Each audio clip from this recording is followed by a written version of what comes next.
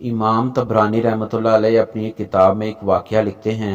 हज़रत सासा बिन नाजिया रज़ी अल्लाह ताला अन्हा दरवाज़ा रोज़ा रसूल सल्लल्लाहु अलैहि वसल्लम पर कलमा पढ़ने आए। मुसलमान होने के बाद नबी करीम की बारगाह में अर्ज़ करने लगे, या रसूलुल्लाह एक बात पूछनी है। हजूर ने फरमाया, पूछो।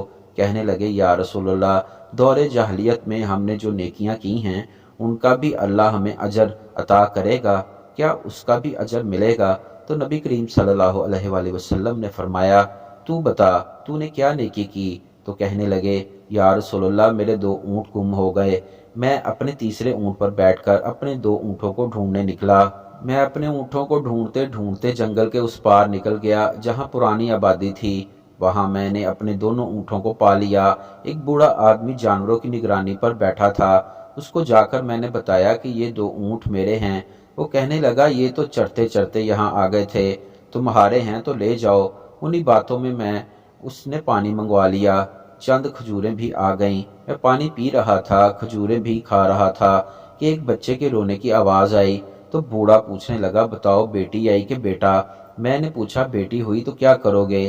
कहने लगा, अगर बेटा हुआ तो कबीले की शान बढ़ाएगा, अगर बेटी हुई तो मैं अभी यहाँ उसे जिंदा दफन कर दूंगा, इसलिए कि मैं अपनी गर्दन अपने दामाद के सामने झुका नहीं सकता। मैं बेटी की पैदाइश पर आने वाली मुसीबत बर्दाश्त नहीं कर सकता। मैं अभी दफन करा दूंगा। हजरत सासा बिन नाजिया रजी अल्लाह फरमाने लगे, या रसूलुल्लाह, ये बात सुनकर मेरा दिल नरम हो गया। मैंने उसे कहा, फिर पता करो बेटी है कि बेटा है। उसने मालूम किया तो पता चला कि बेटी आई है। मैंने कहा, क्या वाकई ही तू जिंदा दफन करेगा? कहने लगा, हाँ। मैंने कहा, दफन ना कर, मुझे दे दे, मैं ले जाता हूँ। या रसूलुल्लाह, वो मुझे कहने लगा, अगर मैं बच्ची तुमको दे दूँ तो तुम क्या दोगे? मैंने कहा, तुम मेरे 2 ऊँट रख लो, बच्ची दे दो। कहने लगा, नहीं, 2 नहीं, ये जिस ऊँट पर तू बैठ के आया है ये भी ले लेंगे। हजरत सासा बिन नाजिया रजी अल्लाह ताला अन्हा अर्ज करने लगे, एक आदमी मेरे साथ घर भेजो, ये मुझे घर छोड़ आए, मैं ये ऊँट उसे वापस दे देता हूँ। या रसूलुल्लाह, मैंने 3 ऊँट देकर एक बच्ची ले ली। उस बच्ची को ला के मैंने अपनी कनीज को दिया, नौकरानी उसे दूध पिलाती। या रसूलुल्लाह, वो बच्ची मेरी दाढ़ी के बालों से खेलती, वो मेरे सीने से लगती। हजूर सल्लल्लाहु अलैहि वसल्लम, फिर मुझे नेकी का चस्का लग गया। फिर मैं ढूंढने लगा कि कौन कौन सा कबीला बच्चियां दफन करता है।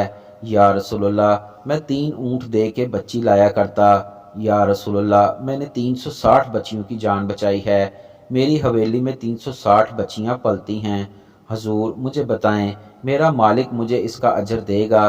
कहते हैं हजूर सल्लल्लाहु अलैहि वसल्लम का रंग बदल गया, दाढ़ी मुबारक पर आंसू गिरने लगे। मुझे सीने से लगाया, मेरा माथा चूम के फरमाने लगे, ये तो तुझे अजर ही तो मिला है, रब ने तुझे दौलत ईमान अता कर दी है। नबी करीम सल्लल्लाहु अलैहि वसल्लम फरमाने लगे, ये तेरा दुनिया का अजर है और तेरे रसूल का वादा है, क़यामत के दिन रब करीम तुझे खजाने खोल के देगा। थोड़ा नहीं, पूरा सोचिए। अब्बासिया हुकूमत के आखिरी दौर में एक वक्त वो आया जब मुसलमानों के दारुल खिलाफा बगदाद में हर दूसरे दिन किसी न किसी दीनी मसले पर मनाजरा होने लगा। जल्द ही वो वक्त भी आ गया जब एक साथ एक ही दिन बगदाद के अलग अलग चौराहों पर अलग अलग मुनाजरे हो रहे थे। पहला मुनाजरा इस बात पर था कि एक वक्त में सुई की नोक पर कितने फरिश्ते बैठ सकते हैं।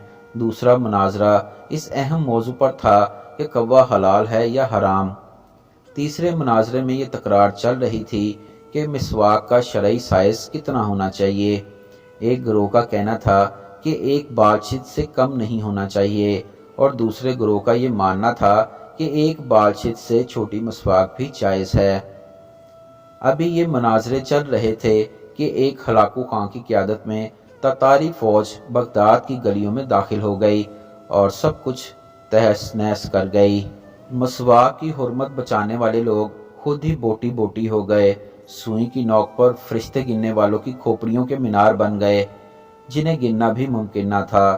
कव्वे के गोश्त पर बहस करने वालों के मुर्दा जिस्म कव्वे नोच नोच कर खा रहे थे।